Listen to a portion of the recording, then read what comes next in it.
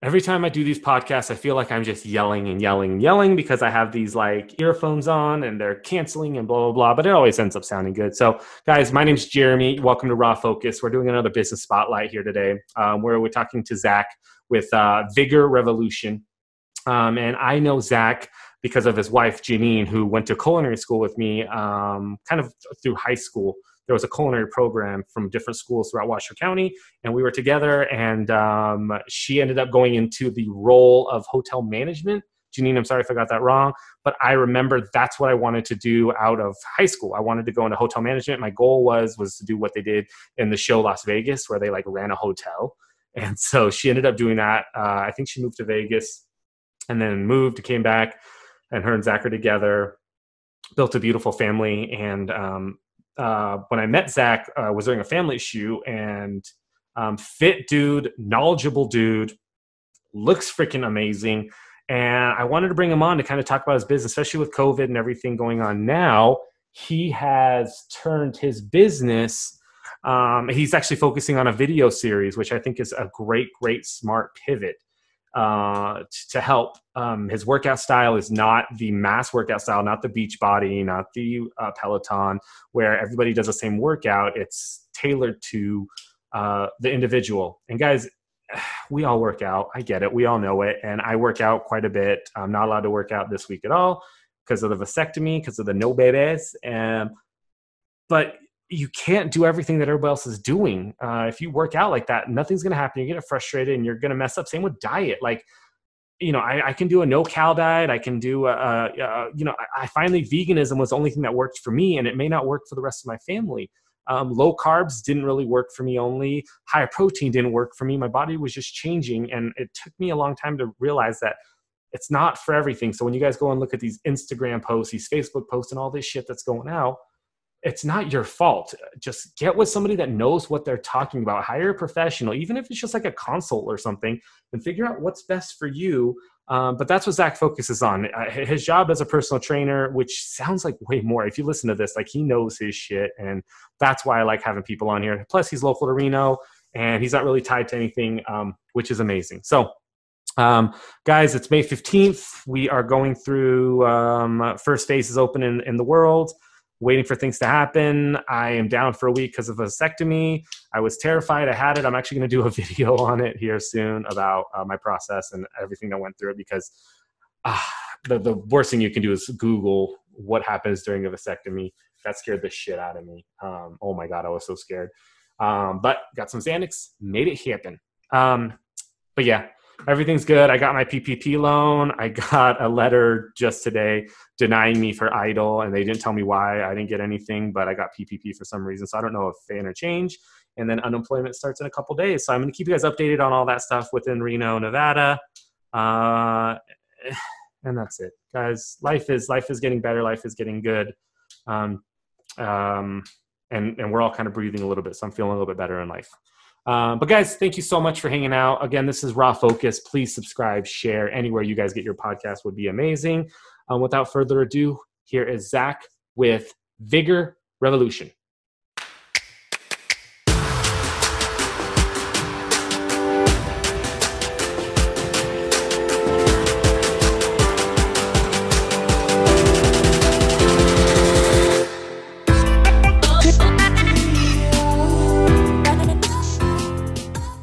Not there by noon, I can just pull over. We could start here as long as my sound is okay. That's all. Without it sounds great. It's your call completely, man. I mean, this is so informal, and okay. It's really just kind of chatting and talking. But how far are you from the gym? About 10 minutes or so. But like I said, whatever works best for you. I'm easy. Yeah, well, we can just get started and then just rock it till 12:30. So if we have a little extra time, that's fine too. Sure, sounds good. So yeah, vasectomies, man. I got mine. What was it, like a year or two ago? And well, no, it must have been longer than that though. Like 3 years. Yeah. Yeah. It takes a little bit depending on how they do it and everything. It's not fun. I mean, yeah, it was. It was the only surgery I've ever had, like ever. So really? Pretty smooth. Everything went pretty smooth. They had me take Xanax before. and then Mhm. numbed it up. So I was a little drunk. I remember it, but I was a little Hmm. drunk. But yeah, so now it's just like it hurts to walk around, and I can't. Yeah. I did a podcast this morning, so after I'm done with you, I'm gonna take some more medication, but I haven't taken anything today. So it's like every time I move, even though I'm wearing a jock strap, like every time I move, it like, you know, it feels like it's just Yeah, yeah, paining. And yeah. that's I like the know. worst feeling in the world. Well, I hope it heals quickly for you. I was trying to lift a couple days after, which wasn't the smartest thing, but it's kind of funny. So. Yeah, I mean, that's the thing right now because I've been working out every single day. So except for yesterday and today. So Oh, now I'm nice. just trying to maintain, but like, yeah, so I have to wait like 5 more days to work out. I don't want to mess it up. I don't want to do anything weird. Yeah, the biggest thing I would say is just don't go really like I don't know what kind of program you're doing, but if you're using weights or whatever, just don't go really high intensity or don't get your heart rate like super high. Like Oh, really? Yeah. yeah, if you're just if like you're going near max efforts and your heart's really going near like in Is it advance. mostly because of the heart? Is that like why they say that? I assumed it was because No, I didn't I strain anything. yeah, I'm thinking more strain factor, but you're just going to be more likely to strain something if you're exerting yourself either like too heavy, like you're trying to go too few reps and too much weight or resistance, or just too much overall effort. You're going to be more likely to get out of alignment and strain something. So. Yeah. So I mean, yeah, I mean, well, my workouts are since I've been at home, I've been doing a ton of Peloton, Oh, so okay. I can't sit on that Oh, you bike at can't even all. sit then. Yeah. Yeah. You say you might have to do the standing Peloton routine or something like that. Yeah, so a bunch of Peloton, and then been lifting at home. I have a Gorilla Bow, which I really like, which is it's like bands, you know. Yeah.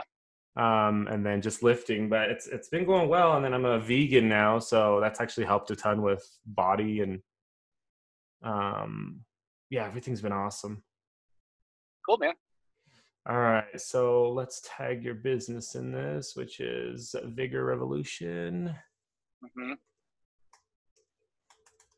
All right, where are you located? I'm subleasing out of European Fitness, which is over by the Peppermill 2 on Oh, South 2 Street. I know where that is. How long are you gonna be there for? Man, I honestly don't know. I'm finishing up my 1 year lease, and in the current climate, I don't know what's going to go on. So I'm kind of Are they still that's one of doing okay? Or I mean, like, I've had brief chats, but I think that the I've been just noticing all the articles and all the reports about like that kind of larger gym, that right, like a dodgeball globo gym type model, right. not going so well right now. So I think all these places that are really relying on thousands of memberships at a low price each month, I think they're going to get hit pretty hard because I don't know what the demand's going to look like. So I Right. think So, when you say you're subleasing, do you have an area, or is it just yeah, personal training under your brand? no. So upstairs they have a 1,500 square foot room for group classes, and that's the room that I work out of. I have a double squat rack set up in there, Nice, and just kettlebells and barbells, and then different ways of progressing and regressing, body weight calisthenics. So dude. That's yeah, awesome. I'm not down on the gym floor at all, except right now uh, shooting videos because it's been closed. So I was like, sweet. So I got transitioned. So I'm like, oh, I know. find find I haven't somebody. been in that gym, and I think I've literally only been there once or twice when I was like 15 or 16 for something. Yeah, how old are Um, you now? 36. So Okay. it's been like 20 years, and it reminds me of Yep. sports. It reminds me, and they don't look the same, but it reminds me of Sports West. Like I feel Right. like it's very similar in like how they were built and the people that use it and all that stuff. Yeah. Um, Yeah. but yeah, Sports so, West is more of a higher end, I would say, oh really? business type. I Yeah, well, I don't know. I trained at kind of around your same time, like probably I'm 40 now, so probably like 16, 17 years ago, I was at European Fitness, and they did a big renovation. They put like 500,000 into it, and it looks a lot nicer than it used to. right. It's again, though, I mean, it's like a $20 a month type crowd, and Sports West.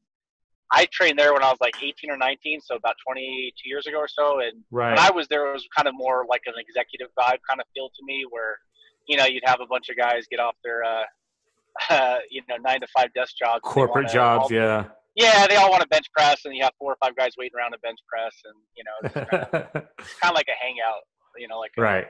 But again, I haven't been in there in so many years, and they all shift after a couple of years here and there. So neighborhoods change and clientele change, and now you have Double Diamond and Colin Ranch. So maybe a Right. lot of those Everything. guys went to those places. Who knows? Yeah. Yeah. I mean, there's so many. Yeah, there is. And I don't know if this is still the case, but when I was initially coming up through the RKC and the Strong First ranks, there was a man in town named Mark Toomey, and I think he still lives here, but he was one of the higher ups, and he had really good connections and everything. And they'd done some research, and I think it was per capita. Reno actually had the number one amount of gyms per capita, like between private and like larger facilities, which is pretty shocking because I don't look at Reno as being super healthy, but there's a ton of gyms. So I think that industry is going to be shifting a lot here over the next year. Oh my God. Cool. Yeah. I definitely want to start talking about that. I want to, the goal is to kind of promote you and all your stuff and what you do. So let me get the live set up. You keep driving, and then so the whole focus is actually the podcast itself. The live is just going to help us promote and push our businesses forward. So like if you get out of the car and walk and go outside or do whatever, like it doesn't matter to me at all. Sounds good, man. Yeah, I'm almost there. I'll be there in like 3 minutes. And if I get inside and the sound's a lot worse for any reason, I just thought it would look nicer on my end to be in the backdrop of the gym with the lights I have set up and everything. I mean, the audio is amazing since you have headphones in and it's right next to your mouth. So it's I can't hear anything else. Oh, good. Perfect. Which is money. Yeah. Anyway, I mean, I dabbled in podcasting last year and I got to get back at it. It's just all these social media things are very uncomfortable for me, so I got to get over that. I mean, I'm stuck in a room. I talk to myself most of the day. I mean, I film a ton of YouTube videos, and that's really kind of. Some of those are good. Thanks. Yeah, and so I mean, after a while, you just kind of can. The trick is being able to talk, without stopping and just making sense, and that's the hardest part. Yeah, I've had that happen. Like today, so yesterday we shot about 4 to 4.5 hours of videos. I mean, not shooting the entire time. Obviously, you got to stop and set up and get the next one ready and write your notes and everything. But I didn't realize how fried my brain was, and I came back today and I started shooting again this morning. And I mean, I was just completely losing phrases and words. Like I could not think of them. And then I reviewed I reviewed the first I think I shot 30, 45 minutes, and I reviewed them, and I did not set the camera was a little bit off, and I was using my iPhone. So I cut off right below my hairline. So I was like, oh, okay, well, that was a practice run. So now I get to make them better. Oh, that sucks. I know. Yeah. I always have a HDMI cable to the camera so I can see, I have a separate monitor that I can look at. Nice. There's a bunch of things, but HDMI just to gotta have like a movable TV, like a tethering thing at the studio when I shoot. So it's just like a movable TV. And that helps a ton. So I don't have to actually look. My hardest thing is looking directly at the camera, even though my screen's over here. But on podcasts, doesn't matter. When I'm shooting YouTube videos, it totally matters. All right, you hang out. I'm going to do a little intro, and then we're just going to kind of jump into it. But like I said, move around, talk, walk, whatever. I've had people do a bunch of different things, and it'll be fun. All right, hang tight. Awesome, man. What's going on, guys? Welcome back to Raw Focus. We've been doing these little spotlight business videos, and I like to keep it going. It's May 15th right now for us, which is actually really crazy for me to say because I've been doing these for about a month and a half, 2 months, and I've been hanging out with really cool business people. And the reason that I started Raw Focus was really to get to know people that I quote unquote know via social media. I see them around, I talk around, and I don't really know much about them. But with Zach here today, Zach owns, let me open up this right here. Zach owns Vigor Revolution. I heard myself in there. And he's actually heading to work now. So if you guys are heading to the gym right now, he subleases over at European Fitness, and he has a huge space above that he does that. And so that's where he does all his training and everything. And he films videos as well. We were just talking about that right before we came on. So what I wanted to do was really kind of focus on his business. And the whole time we've been doing this, we've been talking about COVID, Corona, and everything that's going on. We are now actually transitioning out of it. Gyms are still closed. They're not in phase 1. So they might be phase 2, phase 3. But I believe that Zach is pivoting his business to keep going. And this is exactly what I've been talking about the whole time is if you have a business, you need to pivot, you need to change. and open up to different aspects. And you never know, this can be a whole nother side of a business. So Zach, I know you're walking, so if your brain gets a little cadazzled, I'll fill in. But dude, thank you so much for doing this. How's your day going? Doing great, brother. Thank you. I'm really honored and grateful to have the opportunity to chat with you and all of your followers. So thanks for the opportunity, man. Yeah, totally. And of course, we know each other through your beautiful wife who just joined in. I've known her since culinary school, like 10th grade then. Yeah, she was telling me that. Grade. Yep, and all the amazing pictures of my family and I that are online, you are responsible for almost all of those, so thank you for those. Yeah, I appreciate that, man. Yeah. It's one of those things, I don't know, I mean, you're a photographer, so it's probably different for you, but as a male who, let's say, is not the most artistically inclined, you know, when your wife starts talking about pictures and you start looking at all this stuff, you're like, what? And, you know, it's not something you grow up with, at least the way I grew up doing the things I was doing. And then but once it's all said and done and you look at it, you're like, okay, now like right. I get it. So, dude, I'm the same way. Even when we do family pictures for us, like my wife will book other photographers and I'm sitting there like, dude, I don't want to do it. Like, I don't want to go. Right. What do I wear? And then, it's always the same thing. But, you know, being a dude shooting other dudes, I think it's a lot easier and you have to be in the photos. You know, I have so many pictures of my kids that I got to remember to be in the photos as well. Right. So you're just getting to the gym now. Tell me about, we have a good 30 minutes to chat. So tell me about your business. What's going on? How did you get started in this? Well, I mean, choosing to adopt it as a career is really the byproduct of just my lifelong pursuit of regaining what I think is our birthright, is a natural, you know, lean, strong, healthy body. Right. One that's mobile and flexible, and one that allows us to, you know, be the altruistic creators that I think all of us can be if we're given the right environment and the right circumstances and have the right community behind us. And I was very, very active as a youth. I played sports all through high school and even into junior college. And my passion was pitching. I was a baseball player. Oh. And I reached junior college in Southern California, a little town called Ridgecrest, California, playing for Cerro Coso. And after practice, I was always like the first or second runner. We were always conditioning as pitchers. I was always busting my butt, pushing myself as hard as I could. Right. I had a problem starting in high school where I was starting to kind of lose some sensation in my hip and my leg. And in junior college, it ended up getting diagnosed as a herniated disc in my L2. And at the time, yeah, super. I mean, obviously, like locally, I went to Bishop Manogue. I was zoned for Worcester. My parents sent me there. I did not capitalize on that opportunity, we'll say. I really just kind of focused on baseball and sports, and I was, you know, I would get good grades when I tried and just kind of jerk off the rest of the time. I'm trying to set my camera up here. Oh, yeah, no, you're doing great. And anyway, so that was only my focus, was being athletic. And, you know, I got to that stage and my body was all messed up, and I ended up getting diagnosed with a herniated disc in my L2. And the surgeon at the time that I was speaking to, obviously a very qualified individual, said, you know, you're going to need surgery to, otherwise you're going to be never able to run, never able to play sports ever again.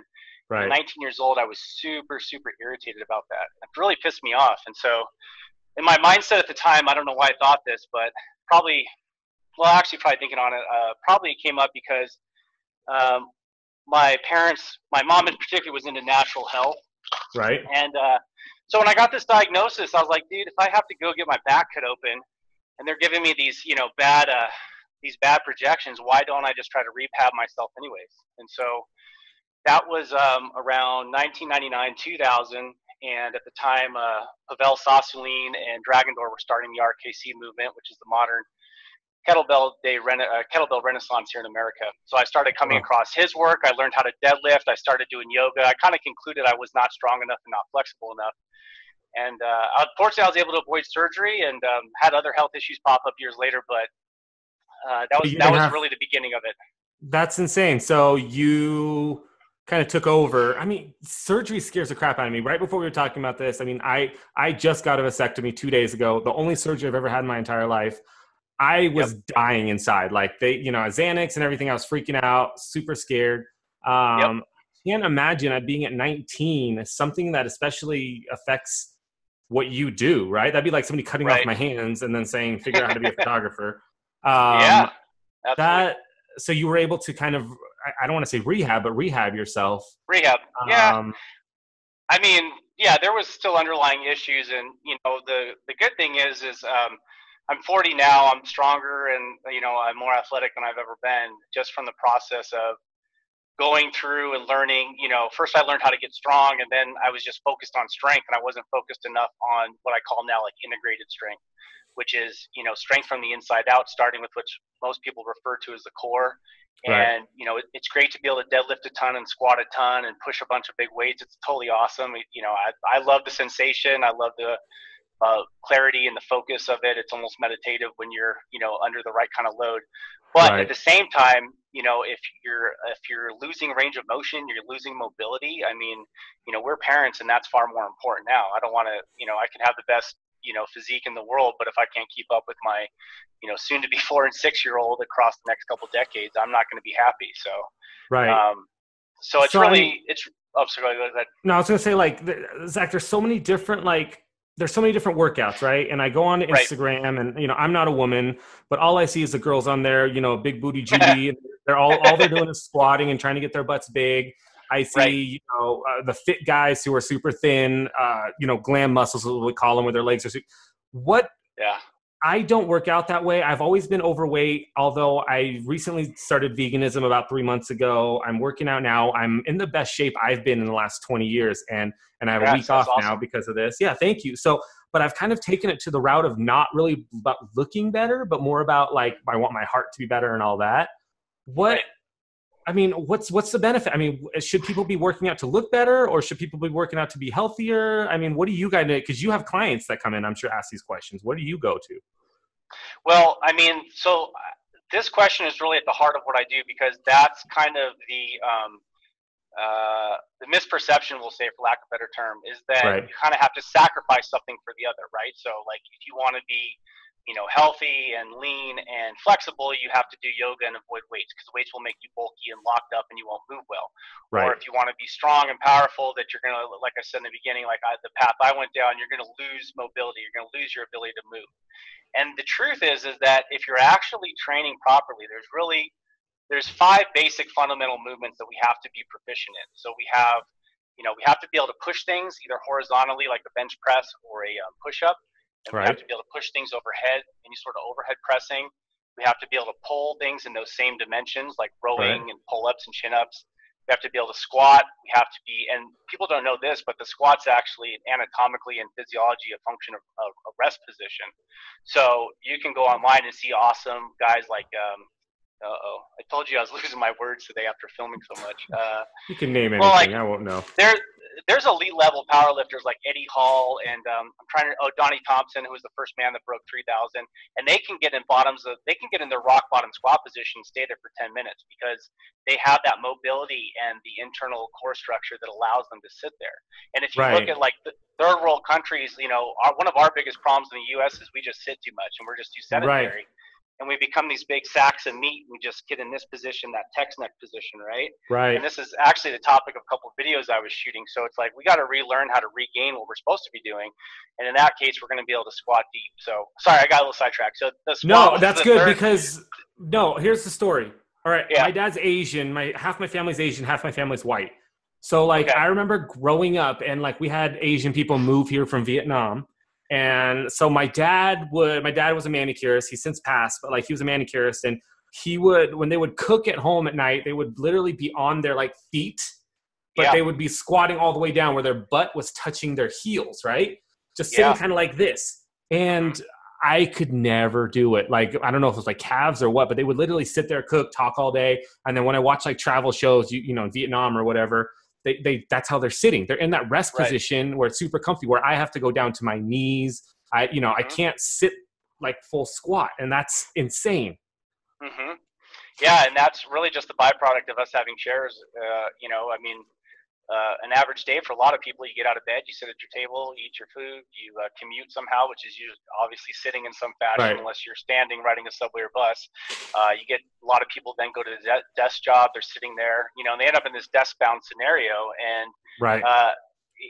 your body, so basically the way to think about it is that your body's and this will feed back into me covering the last couple essential lifts I mentioned, because your body's going to be really good at what you tell it to do. So if you start, we start sitting at a very young age. Like I've done movement screens on 6 and 7-year-olds who are showing dysfunctions already, and I can look at my 4 and 6-year-old. They can squat rock bottom, like you were talking about your relatives could, and that's what we should be able to do.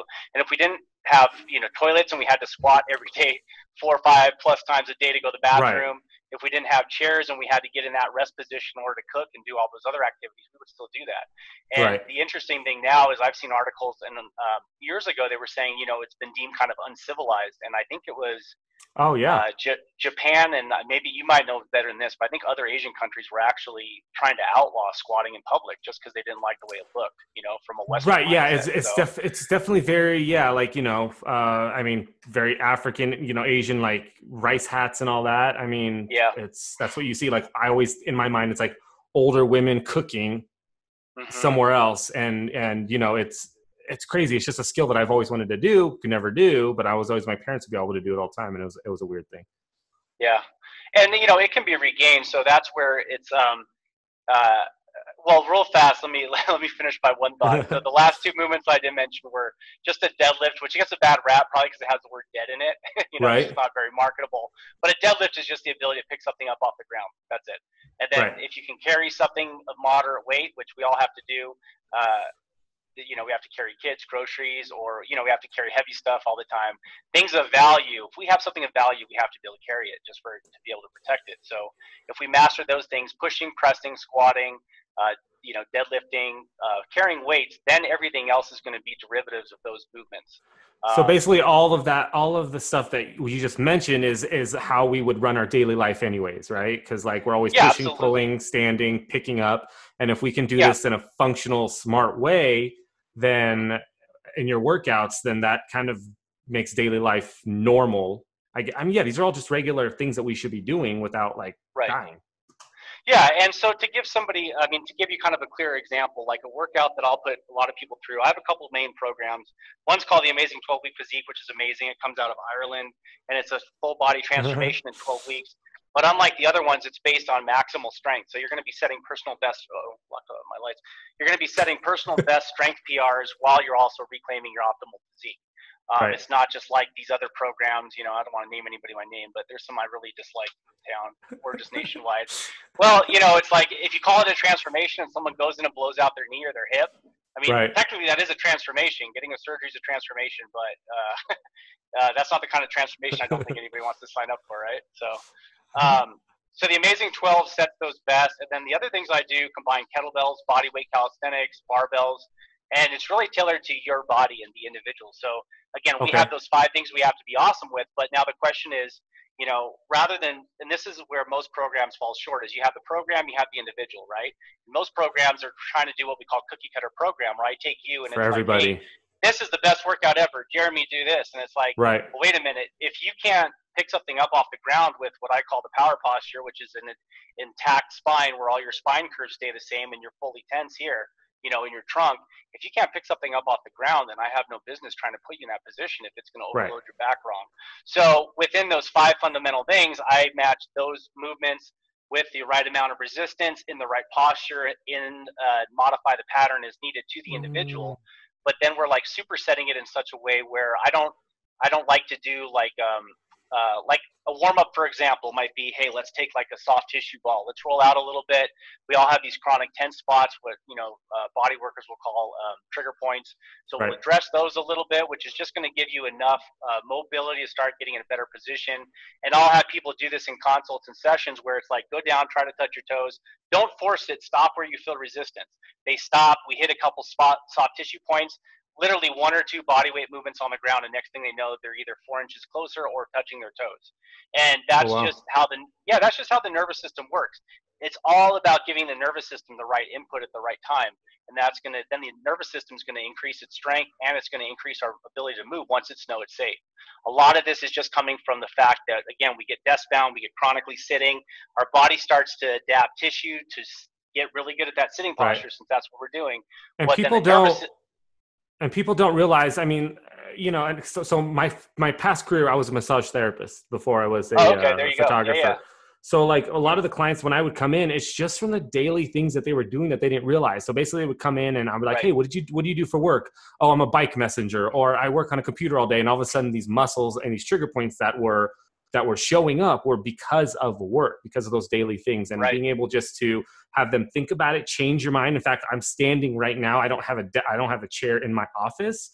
I just stand all day. Beautiful.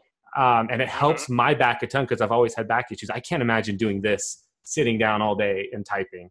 But Right. yeah, go ahead if you remember your thought. No, yeah, just feeding off of that. I mean, it's again, the thing I try to break you out of the habit of is you don't need to go to yoga this day, and you don't need to lift weights this day, and you don't need to, do cardio this day. Is that when the program is structured right, we're going to be increasing your range of motion. You're going to be maintaining that too, because you can stretch all you want and do all these like warm up and cool down routines, but until you learn how to stabilize and get that position and that posture to feel normal, you're not going to maintain it. So, I mean, that's the reason I use, yoga postures or just anything that works. Right. I'm not picky. I don't have, I was very, when you start, well, you might remember this from being a massage therapist, you start going down, depending on what school you're in or whatnot, you start adopting certain beliefs or you're in that certain environment. Right. And you do it long enough. And then all of a sudden you go, wait a minute, this person's doing this thing over here. And we're not talking about it in, my Right. little paradigm over here. So why is that? And, so when you do this long enough and keep researching, you pick and you pull things that work and don't work, and you discard what doesn't work, and you learn what does work, and then you just keep adapting and, creating a better environment, a better stimulus for everybody. So your clients, I mean, are you pretty much doing one-on-ones with everybody, or do you do like the group environments, or how does it work with you and the people that you help? I've offered both. I'll do one-on-one. Honestly, I'm going to charge more for it, obviously. I mean, just like, Yeah. Time is time, right? Time is time, exactly. And, there's no way to create a career out of something. And, on my end, the marketing and all the business stuff is the stuff I'm, just now starting to finally understand after doing this a few years, trying to go out on my own, not working for other people and whatnot. Right. But, you already know the skills of that. So that's like a whole different thing. It's like, oh my God, all this stuff. Yep. But yeah, I think most people honestly respond really well to small environments, small group, anywhere as little as 4 to upwards of 12 or so. People like to know one another. People like to get that community vibe. I believe that's the biggest reason CrossFit's been what it has been in recent years. They combine some good things. I do things differently than they would program, but they have their emphasis is on trying to be more functional and trying to be, like they call it, more human.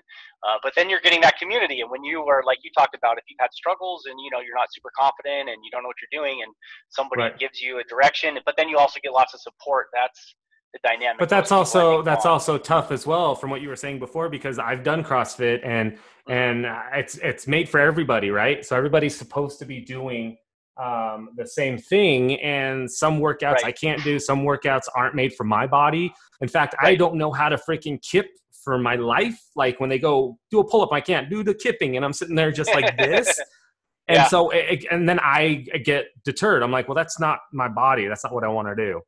Well, and that's taking a movement and making it that's adapting like an essential movement, but making it into something else for the purposes of sport. And the approach that I've always followed is the one I learned in the RKC First and now Strong First, which is one of the organizations I'm certified through. And that is a tactical pull-up, which is being able to start at a dead hang, pull yourself up over the bar, and then return to that starting position.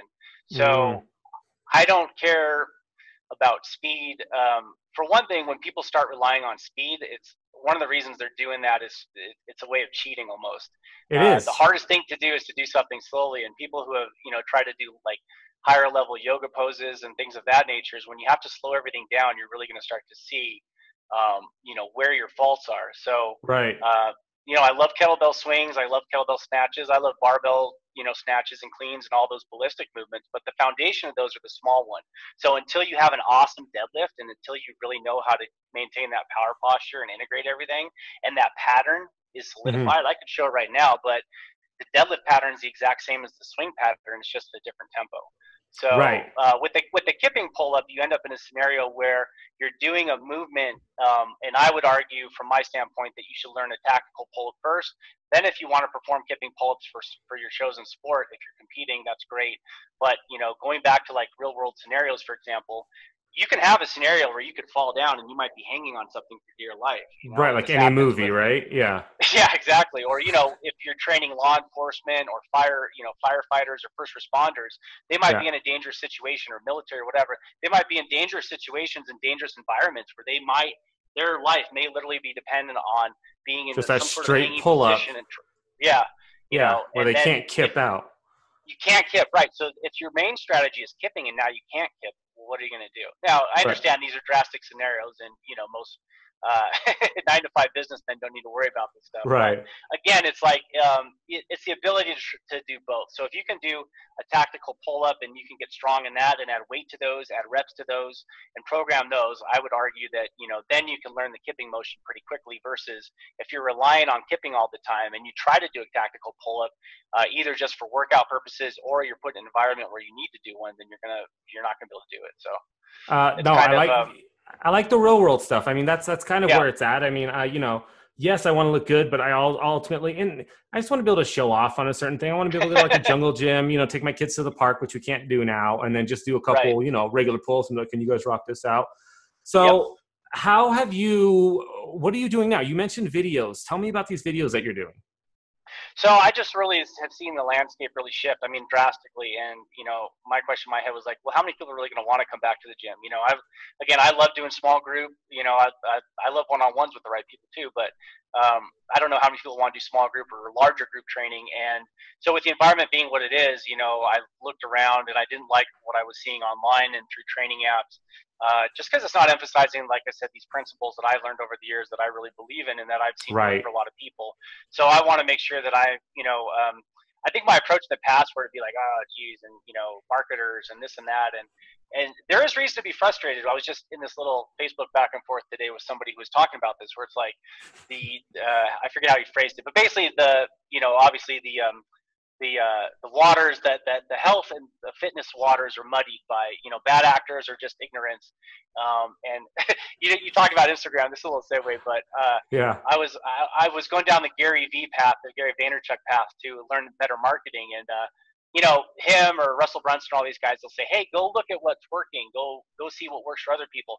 So you go and you Google, top 20, top 10 Instagram fitness, and then you go start looking at pages, and you're like, oh, okay, well, I don't know if that thong is going to look great on me, or I don't, I don't know if I want to be like cooking in a bikini, so I'm going to have to come up with my own approach. So, well, it always reminds me too of like workout. So I don't know, I get a ton of these workouts. There's a new one now that's a machine that comes on, and you can stand on it. It comes with weights. You can do pull-ups and push-ups with it and everything. Sure. But I'm sitting there and it shows like really buff dudes, beautiful girls working out with it. But I'm like, did they use that machine to get that body? Or like, that's what I go back to. I'm like, is this actual workout to get this body? Why are they showcasing that? Right. And, that's where I think the complaints about marketers really start to, have some credibility. Like, have you seen the documentary Bigger, Stronger, Faster?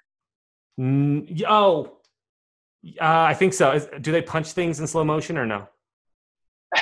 Maybe not. I don't think I have. I forget that part. I'm forgetting. So it was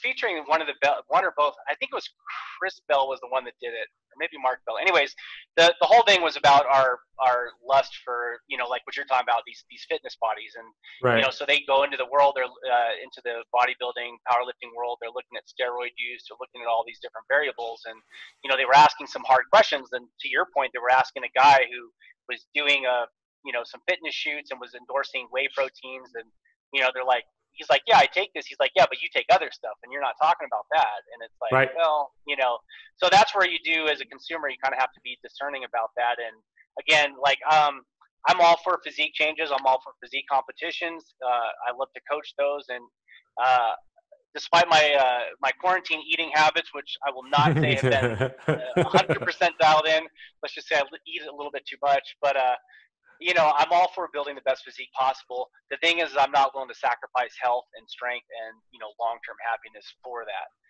Right. It's a really, again, as somebody who has not competed in or won any sort of physique competitions, I have all the respect in the world for that, because it is super hard. I mean, Right. you have to like starve yourself at the end, and you're just, even from the times I have cut to, 10% body fat, which is not elite, it's hard. And, there's a lot of discipline involved and a lot of will, whatever you want to call it, willpower, just being able to maintain that hunger. Is that healthy though? I mean, like, I know as soon as they're done, the first meal that they post is like a giant burger or pizza somewhere, like a GSR. And so I mean, is that really healthy for your body? And because I don't like that. My goal is my goal is both my parents died around 50 and under from heart stuff. So my goal always was I want to be able to walk my daughters down the aisle, watch my son get married, the cheesy stuff. And so I don't really care about that stuff. Yeah, I was going to say that's not actually cheesy. That's an exercise I put a lot of people through is, uncovering your why. And this is something I've learned to stop drinking. I used to gamble a lot in my 20s when I was a valet. So all my problematic behaviors I've had to address and correct, or, I'm fixing the last ones. Like, I still drink too much caffeine. I'll be transparent about that. But as we get in these behaviors, we have to have a very strong why. And wanting to look awesome at the lake in a couple months, that is a why. That's one thing. How motivating is that why looking lean going to be when you want the Haagen-Dazs or the Ben & Jerry's? Because that thing's in front of you. You can have it right now. And it's going to make you look good. 15, 20 minutes or so, then you'll feel like shit. But oh, do you guys curse on this? Sorry. No, fuck balls. I've been trying to keep. All right, cool. I've been trying to keep it clean, but I was like, maybe I should check. But but those whys of hey, grandkids, I want to be doing this stuff with my kids. I want to. If my sons come to me and want to do a sport, I'm not going to force them into any sports. I might force them into gymnastics or jiu-jitsu just to get some energy out and to learn some valuable skills that'll help with life. But I want to be able to do, based on what they want to do, I want to be able to do all that with them. And those motivations are the ones that are going to make nutrition and training and everything start to really, that paradigm's going to shift once you start to, really tie it into like what I call like that legacy type thinking. I love that. The more you think about legacy, it really starts to really change everything. So, I mean, that's really valid. I've talked about a why for everything, photography, business, everything, my why, and I have a why on why I do things. And my why is always something really far out. You mentioned the summer thing, like a couple months before summer, people are like, I'm going to get into shape. And then all of a sudden when they're in summer, they start to just give up. I'm gaining my winter weight and all that. But I think your why is ultimate. So let me ask you this. We're in kind of the Corona times is what I keep calling it. Things are slowly opening up. Right now, I'm seeing a surge, like a huge surge. In fact, a large gym has hired me. They hired me last couple weeks ago, and we did some marketing shoots. We did some stuff for some video series that they're going to be coming out with that everybody will see soon. But what should people be doing? I mean, like if they're working out at home, there's just so much crap out there. What should I be focusing on? What should I buy? What is it that'll actually keep me feeling like I'm actually working out from home? Give me some tips on that, and then like I would assume it would push towards working out with you, and then you be able to take over from there. Yeah, of course. Well, of course, that's going to be my number one recommendation. Me, so. Well, you're a professional, and that's the biggest thing. Like, find a professional and do it. Like, yes, people can take their own pictures, but this is why I do what I do, and you'll ultimately we say time is money. You'll save more money for your time by calling you and actually getting a workout from you rather than me trying to do it at home and learning on my own. Right.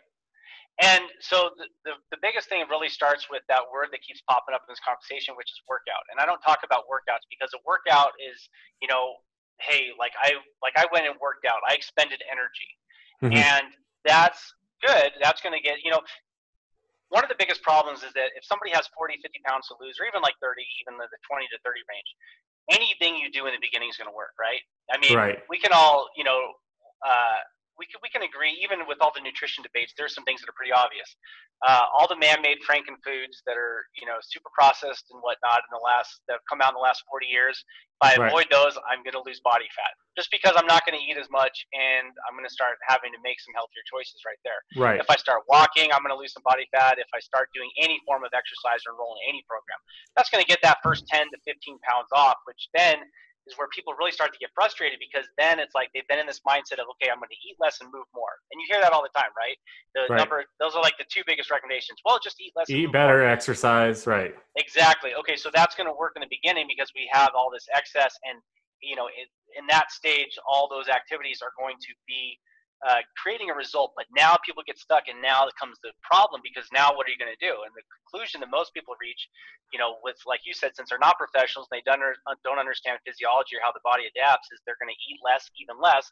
They're going to start trying to restrict again, which is not good long term for a lot of different reasons. And then number two is that, like, okay, if I've been doing the treadmill or the Stairmaster for 20 minutes, I'm going to get double the results if I go 40 minutes. So it's a long-term losing strategy. So you got to get out of the workout mindset and stop doing just these random things, and you have to get on a solid program, which everything I do is programmable, is based on a program, and that can be a 12-week program, a 16-week program, whatever, but it's all based on regression and progression. So I look at where you're at. For example, in the push-up video we just shot yesterday, Annie was on the floor, and she could do a couple push-ups, but they're a little shaky. As soon as let me turn the camera here so people at home can see. As soon as I popped her up on the barbell, though, at this height right here, she can now crank out 8 to 10 push-ups. So we can build up our.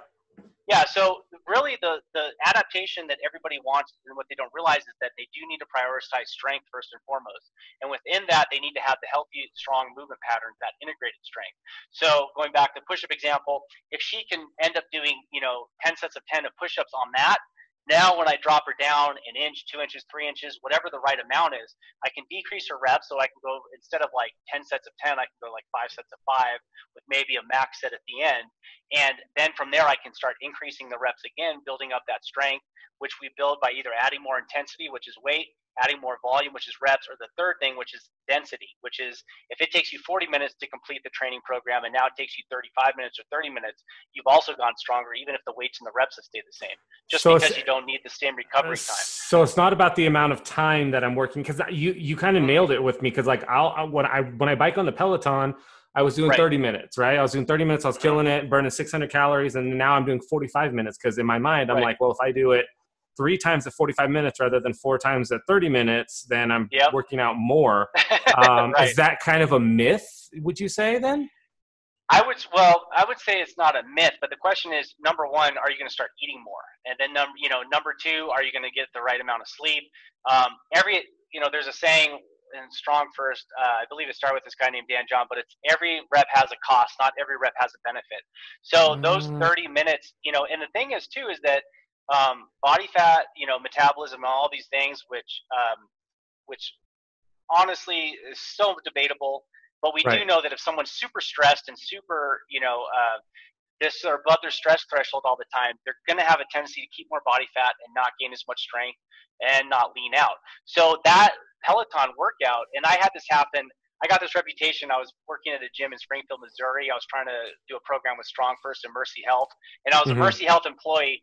But I had some women start attending my strength classes, and I got this reputation as Zach hates spin class, because I told a couple women, I'm like, you're doing too much spin. Again, they were in that stage. They're doing 3 or 4 times a week, and I'm like, they're doing too much spin, like, no, right? Yeah, they're not working. And why is that? Well, because they're doing too much anaerobic training, which means training without oxygen. If your heart rate's super jacked all the time, that's going to be really bad for your recovery, and it's going to actually probably keep you heavier in the long term. So what we really start doing is we start blending. Again, we focus a little bit more on strength. And the other benefit of that is there's different muscle fibers. So the muscle fibers I'm using in resistance training, just picture like really elite level gymnasts, right? Elite level gymnasts are not doing Peloton, or they're not doing a lot of running. What they're doing is high levels of resistance training and mastering their body weight and mastering those movement mechanics. But then they're loading them to such an intense degree, and that's building up a different muscle fiber than endurance muscle fibers. And the strength-based, power-based muscle fibers are actually going to be burning fuel 24 hours a day. So you may hit 600 calories on the Peloton, but I don't know how much longer you're going to be using those calories, or you're going to be in that elevated metabolic state. If I hit a super hard, training workout like the A12 or like the stuff I do, even if it's not a lot of time, like I can condense sessions into 30 minutes or less, depending on what somebody has, your metabolism's still going to be much more active long term. So really base everything on strength and power first and foremost, and make sure you have the mobility in order to maintain those things, and you're going to see some long-term results, as long as you have a program that's really progressing. And that doesn't mean that every single week you go up, up, up, up, up. that means that you cycle, which means you start to go up, and then you start to get to where it's a little too rough, and you start Right. to maybe not recover, and then you pop back down here. But when you go back down, you're at a better level than you were before, and that's just the process of cycling that like a power lifter would use or a strength-based athlete. Yeah, I mean, I gotta say, like, I've always been that person that's like, yeah, got to keep going, got to keep going. It's more about like the time for me, right? It's like, oh my God, I didn't Right. get an hour of workout in today. I didn't do shit. Yep. Or like, Right. like I only have 20 minutes. Just let's go eat a pizza instead of doing, whatever. Right. So What's I've 20 always been minutes in the good? mentality, right? And Yeah. honestly, that's exactly how I feel, And sometimes, Yeah. like even with these like so I have the mirror, the Peloton, and all this stuff, all these home workouts, and I see like the 10-minute workout, and I'm like, who the frick is gonna do this stupid 10-minute workout? Like I want 45 minutes to rock it out.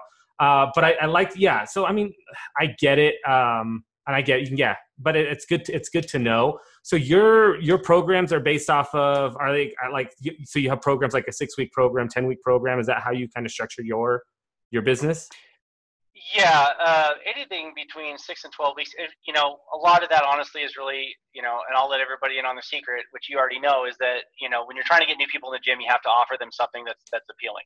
Right. So that's where the 12-week program is pretty tried and true, just from the fact that if you look at like strength-based athletes and people competing and trying to maximize their potential, when you start looking at guys who are really going to try to go after like personal best, they're really only maxing out like a full max effort like once or twice a year, maybe 3 times a year once, Right. in the beginning stages. Or you look at Olympic athletes, they're only their whole thing is to try to peak it like every 4 years. But the 6 week, the 9 week, the 12 week, they all have similar structures. They're all going to be based on progression. They're all going to Right. be using the biggest lifts that are most important, and then they're all going to have accessory work based on the time and energy that's remaining. And honestly, I'm at the stage now where it just really all depends on the individual. And I don't like to be big like I that, love but that. it really depends No, on the goal. And I'm going to tell you, somebody starting off, for example. I've had good conversation with people, and they've told me their schedules. I'm like, you're not going to come to the gym. Like, you're not going to come here 3 days a week, let alone 5 or whatever's in your head Right. right now, because it's a 20, 15-minute drive, each way. So that's 30 Right. to 40 minutes. And then if you tell yourself, like you just mentioned, I have to do 60 minutes or 45 minutes, or it's not a true workout. Right. Then it's like now you're looking at multiple hours invested in something that is going to be competing with family time or your business. Work or whatever. Yeah, I mean, and no one's going to do that long term. So the question then is, look at the schedule and then let me see what's going to work. Maybe somebody can come into the gym and do a group class 1 day a week or 2 days a week, and that's awesome. I'll give them this, my training app, and they can do that 1 or 2 days a week on their own. Or maybe they just need to be on their own. Or what happens when somebody travels, right? Let's say you're rocking it and now you have to travel. If all you know is go to the gym, pick up dumbbells and all this stuff, even if it's a great program, if you don't know how to adapt that and use, minimalist equipment like a TRX or a suspension trainer, Yeah, or something in a hotel room or something. Yeah, I mean, again, if you're looking at how to progress and regress squats and push-ups, which are the two exercises which can frustrate people the most, but you can do those anytime. There's no reason not to do squats and push-ups. So if I know how to do those, and I have a good program that accounts for my lifestyle, then I am going to make progress even in times like this when people can't get to the gym. And this is all the foundation of of the next wave of programming that I'm putting out. So I love to have people come in and train here. I love them in here 3 and 5 days a week. Is that going to be realistic? I honestly don't know. So the first program I'm actually going to be putting out is only going to probably require like 1 dumbbell, maybe 1 dumbbell and a couple light ones, because going back to the at-home thing, how was it when you tried to order some exercise equipment right now? It's a nightmare. Well, yeah, and also, 3 or 4 weeks. Right. Also, I don't want to spend money on that. Like, I don't, right. Like right now, I mean, you know how they price it out. Dumbbells are like $1 a pound or whatever. And then, so if I need a 20, a 25, and a 30, I'm spending like over $100. I have the Bowflex one that you can adjust. So the Bowflex goes up to 55 pounds, and I have a Gorilla Bow. So those are good. I'm a huge fan of resistance bands. And it's, and also we just want to store it somewhere because I don't want to work at home all the time. I do like working out, like the gear that you have behind you. I'm like, I love that stuff, but we can't use it now. But also, yeah, if I am traveling and I want to grab a TRX system or a couple resistance bands to throw in the bag and, good enough weight that I can get some reps in, but I need to know how to do it. I need to know that I'm not wasting my time just doing a bicep, tricep, shoulder, done. And that's where you come in. Yep, that's it. Yep. I love that. It's just matching, and it's being realistic too. And and somebody might be in that phase right now, and that's great. Let's get you going.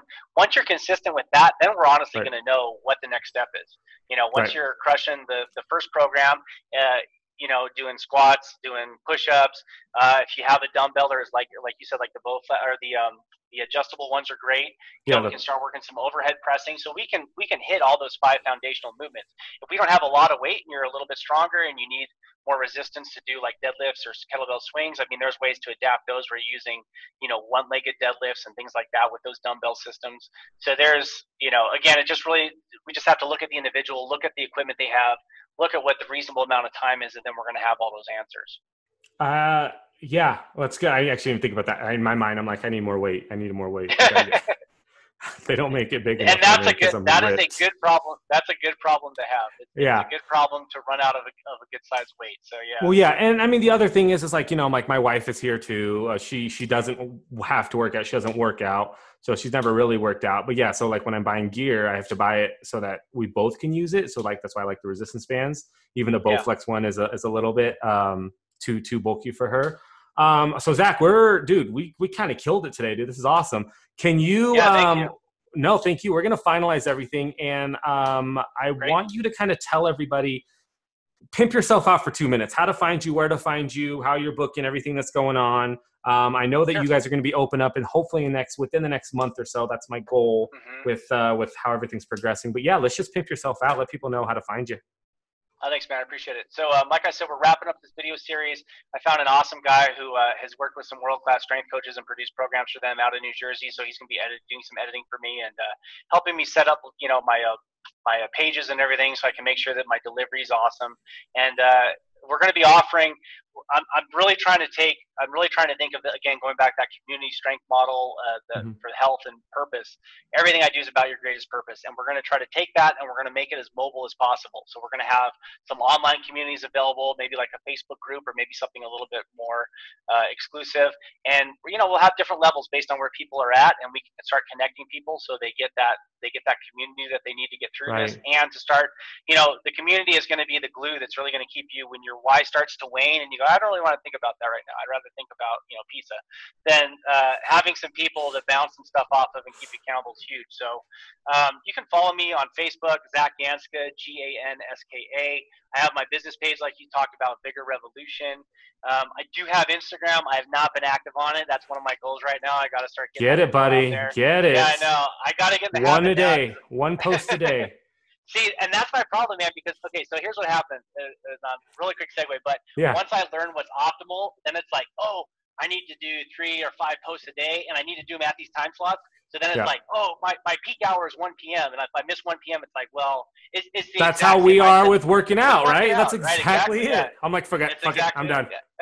Right. I can't no, with Instagram, and you can tag it to your business too. So once you post it on Instagram, it automatically goes to. And so I've tagged you in this post on Facebook. Awesome, I've tagged you on both so people can find you. But yeah, one post a day on Instagram. It can be anything, a workout, a video, or whatever. Just show people that you're still in business. Just remember that if I haven't seen you post in 3 days, I assume your business has failed. And that's what I always tell people. Yeah. So if people start following me personally just follow me personally, follow the business pages, and I have been more active on my personal page at least. So I'm going to be releasing video clips and teasers and training advice. So if somebody does have a question, first and foremost, you know, hit me up or PM me, whatever makes you comfortable. You know, sometimes people don't want to disclose that stuff because they think that they're the only person in the world that has that problem, right? We've all fallen into that too.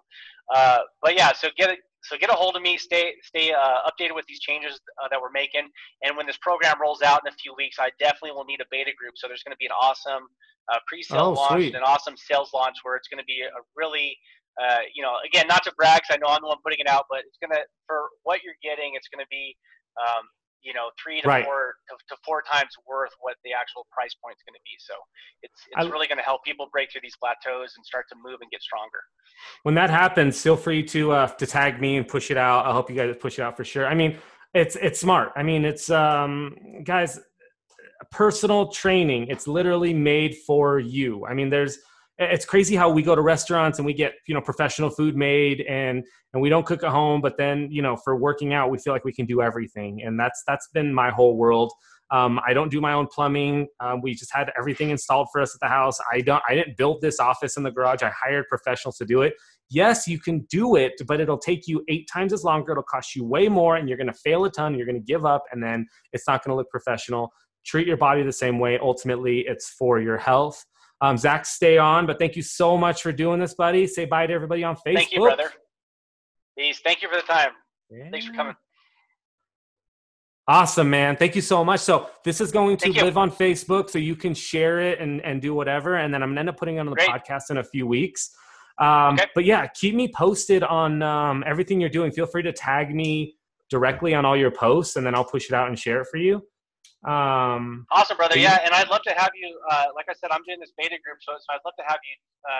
I'll invite you into my group once I have the. Dude, I'm in. Yeah, I'm in. The videos and apps ready, and then you can test it out and just give me some testimonials, and yeah, that'd be cool. I appreciate the work you've done to because you've done a lot of work to be an entrepreneur and build up your following, so that helps both of us. So that'd be awesome. No, and I try to use as much as I can, but no, as you go through social media, let me know if you need help with anything. I think most of my talks are for all businesses. I'm helping this guy right now who does custom branding for he makes all my hats and shirts and all that now. Sweet. Nice. But he had no idea how to run an Instagram, so we kind of pushed it out for him. So if you need help or, don't worry about the 1, 3, 5, the times to post shit. It's going to go out. It doesn't matter anymore. And then one thing I do recommend though is getting on TikTok. Have you been on TikTok? I downloaded it and I know what it is. And being a 40-year-old, I'm like, I don't know how I'm going to watch it, go onto it, and see if you can search for workout, exercise, or whatever. And really, it's 30 seconds to a minute of videos. But if you can get TikTok going, your business will boom because everybody's on there now. And it can just be a quick, here's how to do a squat. Here's us in the gym, something stupid and weird. But TikTok is the next wave. So just get ahead of that. Thanks. Yeah, thank you, brother. Appreciate the info. Awesome, man. All right, you can leave whenever, end the meeting, and I will talk to you soon. Tell the wife I said hello. Awesome. And I think, did she book with you yet? Because I know she bought one of your packages when you. She hasn't. I don't think she has. She has it, but she hasn't booked with me yet. And we just opened up last week, so she's was on here. She was watching the whole time, so you can tell her to make it happen. How funny. I know. right on. All right, man. Thanks Later, again. Buddy. Have a good one. Later. Yeah. Oh, and I hope your recovery goes well. That's an important. Thanks. one. Yeah. More drugs. More drugs. Right. Yeah. Bye. Later.